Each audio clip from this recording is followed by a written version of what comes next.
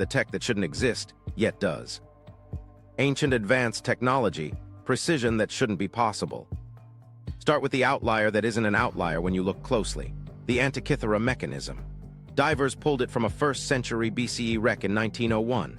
CT scans later revealed at least 30 bronze gears, dials for the Metonic and Saros cycles, inscriptions that read like an operator's manual, and a pin and slot that models the moon's variable speed.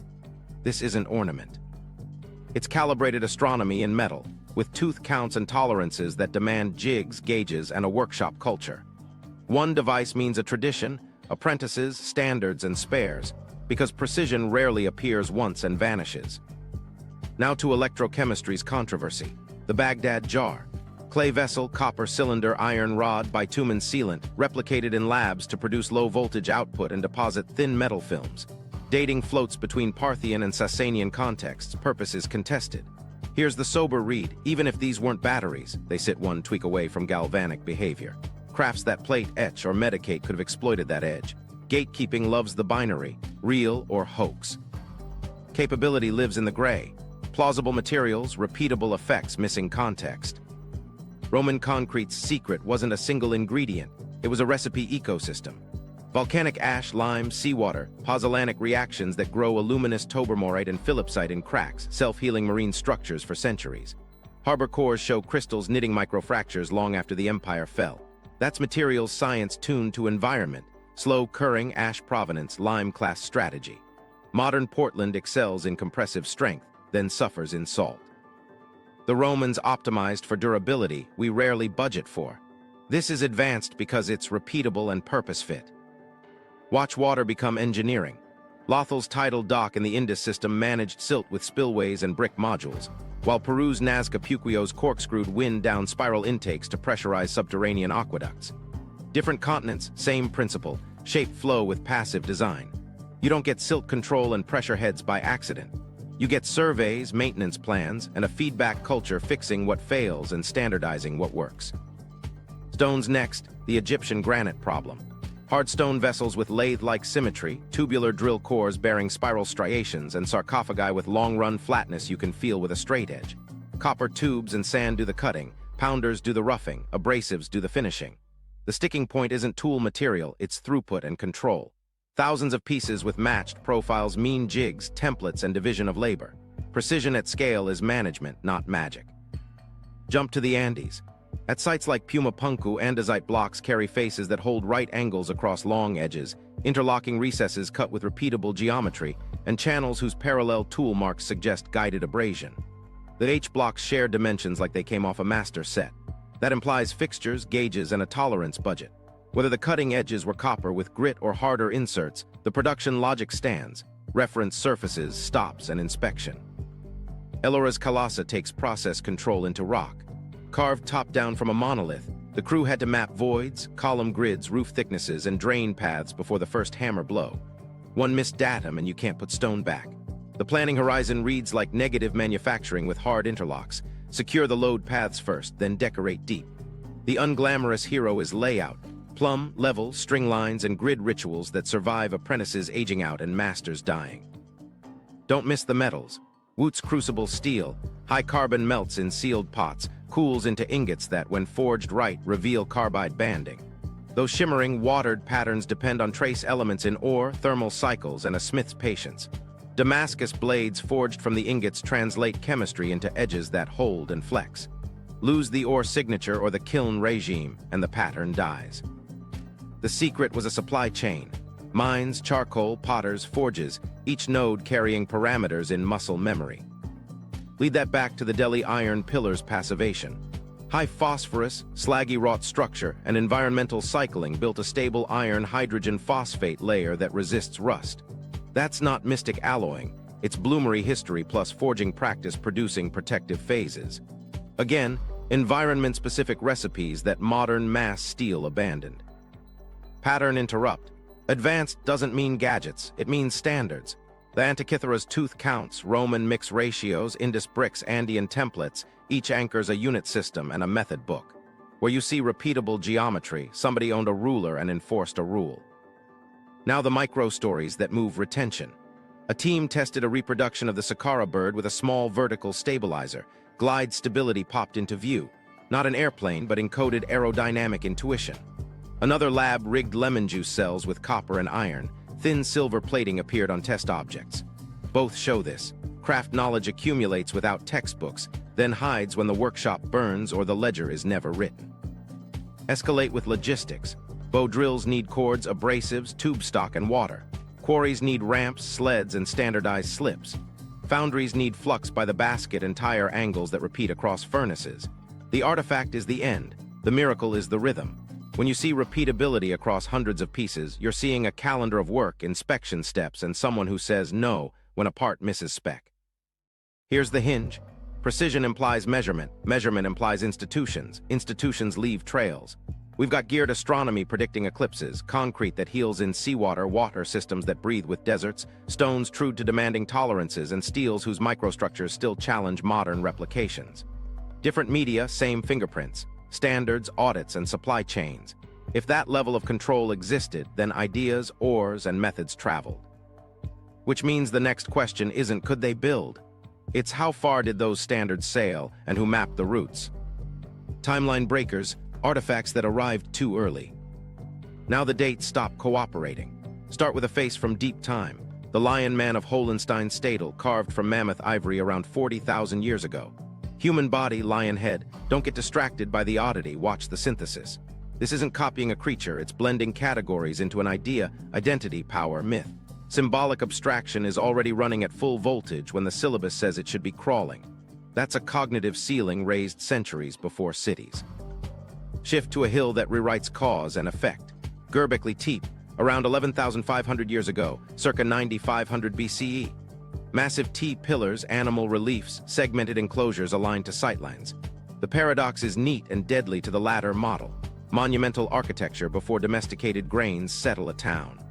Therefore, either ritual centers catalyzed sedentism or seasonal mega-projects were normal for hunter-forager coalitions. Quarry negatives refit around pillars, feasting detritus piles up. Then the whole complex is deliberately buried.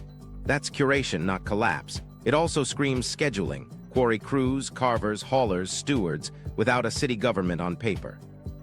Water carries the next receipt. The Pesse canoe from the Netherlands sits around 10,000 years ago, Mesolithic. A dugout isn't just a log, it's species choice, controlled burn and scrape, buoyancy margins, and planned routes. Tests on replicas show stable tracking and useful payload. Pair that with early post-glacial coastal migration and you get this. Literal travel as an early highway, the original infrastructure, long drowned by sea level rise. If first coasts are underwater, land finds are seconds, not firsts. Now look at memory that paints extinction. Aboriginal rock art depicts thylacines outside modern ranges and probable megafauna forms. Dating rock art is hard, so keep the brakes on. But when pigment layering, stratigraphy, and associated deposits converge, the signal holds. Cultural memory preserved ecological realities late into the Pleistocene. Oral traditions mapping drowned coastlines after post-glacial rise reinforce it. Memory is a storage medium. It can outlast architecture when the shoreline moves. The Jaman surprise, pottery as early as 14,000 years ago in Japan, the earliest securely dated pottery globally. Not farms, yet ceramic cooking and storage. The textbook ties pottery to surplus from fields. The data show foragers adopting thermal efficiency and storage flexibility when it pays. Technology follows cost, benefit, not doctrine. That's a template we'll reuse. Capability blooms where incentives align, not where our ladder places the rung. Now a reach back past us. Lomqui 3 stone tools in Kenya, roughly 3.3 million years old. Likely not Homo, maybe Australopithecus or Kenyanthropus. The point isn't older gizmos, it's tool use and planning emerging outside our genus, then later refined by Homo. Clean origin stories wobble when behaviors bleed across branches. Toolkits evolve like languages, borrow, mutate, standardize. Cross the Atlantic to the Olmec, 1,500–400 BCE. Colossal basalt heads sculpt identity at monument scale, move tens of kilometers without the wheel or beasts of burden. It isn't a diffusion cameo from Eurasia.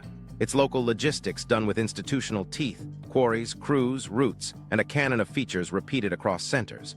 When a culture repeats a dimensional language in stone, standards and training are already doing laps. Here S the therefore move Göbekli forces. We're told subsistence shifts enable monuments. The evidence shows ritual coordination can precede economic transformation. Monuments didn't celebrate farms, they scaffolded the social rhythms that made farming inevitable. You organize labor to carve pillars, therefore you can organize harvests. The staircase flips, symbols right arrow coordination, right arrow surplus. Lapita expansion enters as a quiet timestamp. Around 160–500 BCE, pottery styles, obsidian networks, and horticultural kits hopscotch across remote Oceania. You don't learn blue water seamanship in one generation. There had to be a training ground, canoe design, star paths, landfall routines, before the ceramic trail shows up. When we later hit Polynesian stick charts, remember, expertise stacks before artifacts broadcasted. Sampling bias is the uncredited villain. Submerged paleolandscapes show drowned river systems and likely camps on shelves now 20–50 meters deep. If coastal foragers lived where data is now underwater, our timeline of firsts is skewed inland. The fix is method, sonar, sub-bottom profiling, and cautious claims.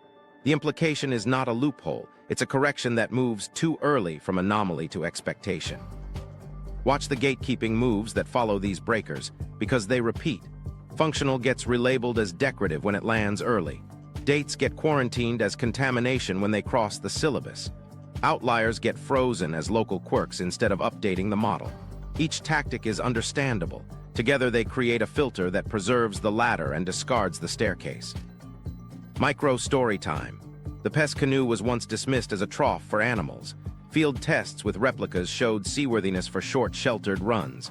A label changed, and with it, our sense of early Holocene logistics in Northern Europe. This is the playbook we should reward, test, not mock. When a simple experiment moves a date, rethink the capacity cluster around it. Now stack the cases. Lion Man shows conceptual blending early. Göbekli shows organized labor and ritual investment before fields. Pesse shows watercraft logic right after ice retreats. Jaman shows ceramics decoupled from farms. Lomqui pushes tool making outside Homo. Olmec shows state-level logistics without old-world templates. Independently, they're curios. Together, they form a staircase of coordination, measurement, and memory showing up too soon, again and again. And here, S where our earlier pillar snaps back. Precision implies institutions. If institutions flicker in and out across eras and ecologies, then golden ages are likely renaissances of prior peaks, rebuilt when measurement, movement, and memory recombine. That's not romance. It's the only model that explains repeated early flare-ups without invoking singular geniuses. Bridge to what's next.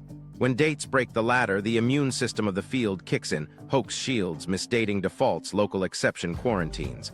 Some of that caution is healthy, a lot of it mutes signal. So next, we watch what happens to inconvenient artifacts in the real world, how they get misfiled, denied, or quietly shelved, and we'll name the playbook move as it happens. Buried, misfiled, denied, when discovery meets gatekeeping. Here, S where the immune system kicks in. Start with a template case, not for truth, but for policy. The Calavera's skull. Reported in 1866 from deep gravels in California, it threatened timelines. Accusations of planting followed. Fine, treated as intrusive.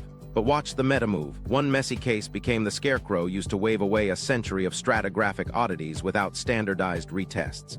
Hoax by association turned from caution into cover. That's how a field learns to dodge risk while calling it rigor. Now the Dorchester vase, a zinc-silver bell-shaped object allegedly blasted from rock in 1851. The context evaporated into newspaper clippings and cabinet drawers. With chain of custody gone, you can't confirm or falsify.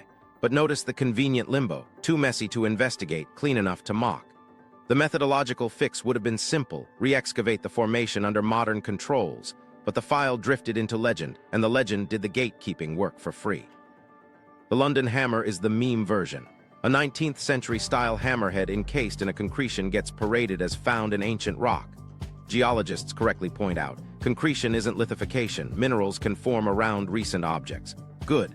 But then the hammer gets deployed as a universal debunking token. See, OOPArts are all like this. That's an epistemic shortcut. Each case needs its own material tests, context audit, and dating protocol. Gatekeeping thrives on strawmen because they're efficient. Piltdown is the nuclear option. A forged fossil fooled elites for decades. When exposed, it scorched the earth around disruptive claims. Healthy skepticism hardened into an extraordinary claims tax that throttled anything outside the syllabus. The unintended consequence: a lot of genuine edge cases died in committee because no one wanted a retraction on their CV. That's not a villain, it's a system optimizing for safety over discovery. James Mellart's bakery inscription saga shows collateral damage. Dramatic Bronze Age texts were announced. Later, his credibility crumbled over forgeries and documentation failures. The reaction froze the entire corpus in suspicion. Instead of digitizing, releasing, and separating text from curator, the notes languished, and the field used the scandal to police adjacent dissent. We didn't just lose trust, we lost testable data for years. Zoom out to mechanics. Journals chase reliability metrics. Retractions are poison, so anomaly-heavy submissions die at review. Collections managers guard access. A researcher with a controversial reputation finds samples harder to borrow. Reviewers invoke extraordinary claims, require extraordinary evidence, then set thresholds no grant can afford. Each move seems prudent. Aggregated, they act like a filter that locks orthodoxy and sediments outliers. A basement story explains the pace.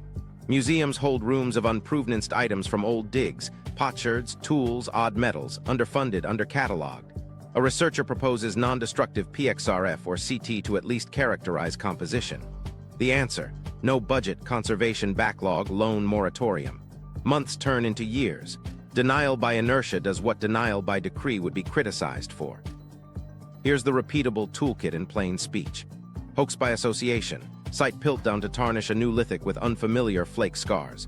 Misdate by default. Trust a label over fresh tests because the archive should be right. Local exception. Admit an outlier but freeze it as regional weirdness rather than updating comparative frameworks.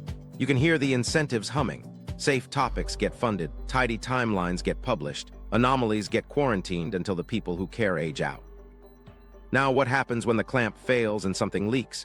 You get press-first releases, photo teasers without scale bars, breathless claims of peer review incoming, and the public fills gaps with speculation. Specialists who could help stay silent because norms were broken. Then the backlash arrives. See, this is why we don't touch anomalies. The cycle feeds itself, and the artifact becomes a cautionary anecdote instead of a data set. There's a fix, and it's procedural, not heroic. Pre-register anomaly protocols. When a find conflicts with the model, mandate a standard test battery. Materials analysis, microware, independent lab dating, and a context audit with methods posted publicly up front. Split samples across labs. Fund re-excavations from a ring-fenced, high-risk pool that insulates careers from nulls. Reward clean failures with citations equal to positive replications. Turn the spotlight from claims to methods.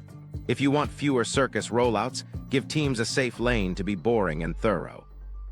Micro-story to show it works. The Pesse Canoe once wore the animal trough label. Replicas were built, floated, loaded, and tracked. The result didn't confirm a myth. It produced parameters, payload, stability, effort curves that reopened a logistical window for early Holocene travel. No drama, just data. That's the vibe we need: testable, repeatable, and public. Let me name the difference between filtration and suppression. Filtration separates signal from noise with standards everyone can pre-approve. Suppression buries both to avoid reputational blowback. Filtration improves the model whether a claim holds or fails. Suppression protects the model whether it's right or not. The longer a field runs on suppression, the more anomalies pile up untested until public trust swings to the loudest storyteller. This pillar isn't an intermission, it's the hinge. When dates break the ladder, the immune system hardens. Only the artifacts that carry tool marks, tolerances, and logistical fingerprints bulldoze through.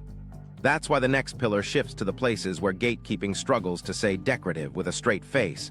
Stones with machining signatures, metals with microstructures, projects that only make sense if standards ruled the shop. Impossible engineering, stones, metals, and machining. Okay, this one's wild. Puma Punku's andesite and sandstone blocks hold faces true to tight tolerances, long right angles that actually stay square, and interlocking recesses that behave like 3D jigs. Notice the parallel tool paths inside channels, consistent spacing like a guided sled with abrasive. H-blocks repeat dimensions across the site, as if checked against a master. That screams templates and gauges, not one-off hero cuts. Whether edges were copper carriers with grit or harder insets, the operation reads the same. Establish reference surfaces, cut to stops, inspect, repeat. Now step into an Egyptian hard stone shop. Granite vessels show lathe-like symmetry. Tubular drill cores carry spiral striations from rotation plus linear feed. Long flats on sarcophagi reveal uniformity you can test with a straight edge. The question isn't, could copper cut granite? Abrasive does the work while copper carries slurry. The hard part is throughput and consistency. Thousands of match profiles imply jigs, templates, and a quality gate. Advanced here means a workflow that catches drift before it multiplies. Ellora's Kailasa is negative manufacturing at temple scale. Crews carved down from the top, mapping roof thickness, column grids, drainage paths, and load lines before ornament touch stone. One bad datum and you can't add material back. So what did they rely on? Plumb bobs, string lines, reference grids scratched into surfaces, and ritualized layout sequences that survive personnel turnover.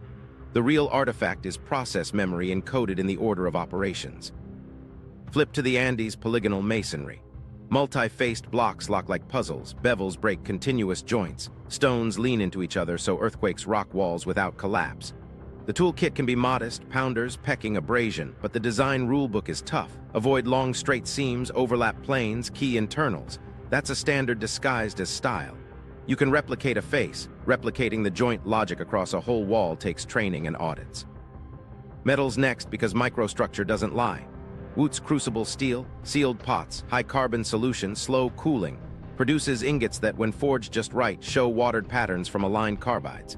The pattern isn't a paint job. It's chemistry married to thermal cycles and patient reduction. Damascus workshops turn those ingots into blades with hard edges and tough spines by cycling heats and managing decarb. Lose or trace elements or kiln regime, and the pattern fades. The secret was a supply chain tuned like an instrument. The Delhi iron pillar stays clean in monsoon air because of composition and history. High phosphorus, entrapped slag in wrought iron, and cycles that foster a protective iron-hydrogen phosphate layer. That's bloomery process plus forging practice, not mythical alloy. Recipe plus environment yields passivation, predictable if you know your ore and your fire. Let's hit guided removal again at Puma Punku.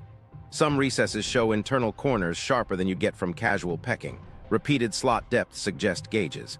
If you're making dozens of identical dovetail-like pockets, you don't eyeball. You build a depth stop and a width template, then glue the contact with slurry to read high spots. That's machinist thinking with stone. India's zinc story proves invisible engineering. Zinc wants to fly off as vapor. Early metallurgists solved it with sealed retorts and downward condensers at Zawar. Archaeological drifts of failed retorts are lab notes in shard form. Control a temperature gradient with bricks and stack geometry, hold atmosphere with seals, and you've got industrial repeatability. Standardized pots and loading patterns meant consistent brass on demand. Ellora meets Hoysala when you look at repetition.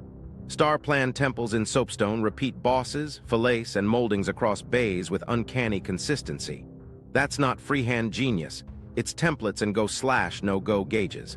Sculptors move faster when the gauge says yes, and the foreman's eye is backed by a standard.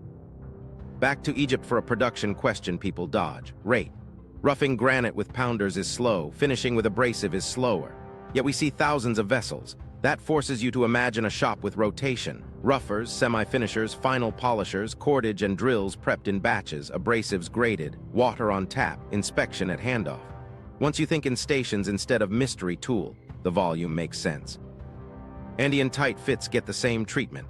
Field attempts with modern grinders show you can fit 2 stones quickly, but doing it on a slope at height, across a whole wall, demands a standardized sequence.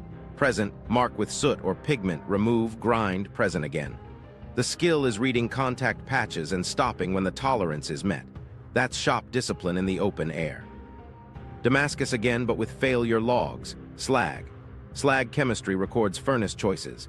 Glassy, homogeneous slag says temperature and flux control. Bubbly, streaked slag says the crew was fighting heat or composition.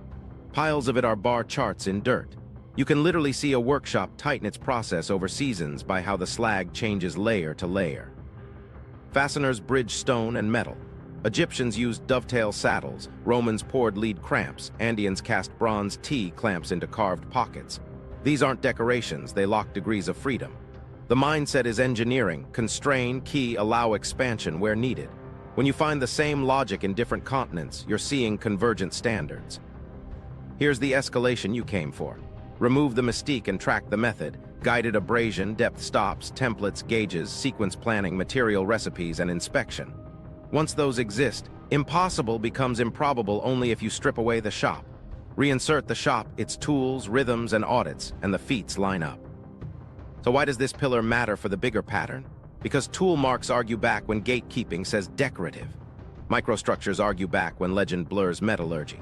Joint logic argues back when random rubble gets printed on a site plan. And when stones, steels, and furnaces from different worlds whisper the same standards language, you know you're looking at institutions in action, which means roots existed to move ore, abrasives, templates, and know-how. Next, we follow those roots, on water in stars, and on skins where coastline accuracy appears centuries early. Navigation, maps, and global memory. If engineering proved workshops, navigation proves networks, who shared standards, who moved ore, who carried memory between coasts.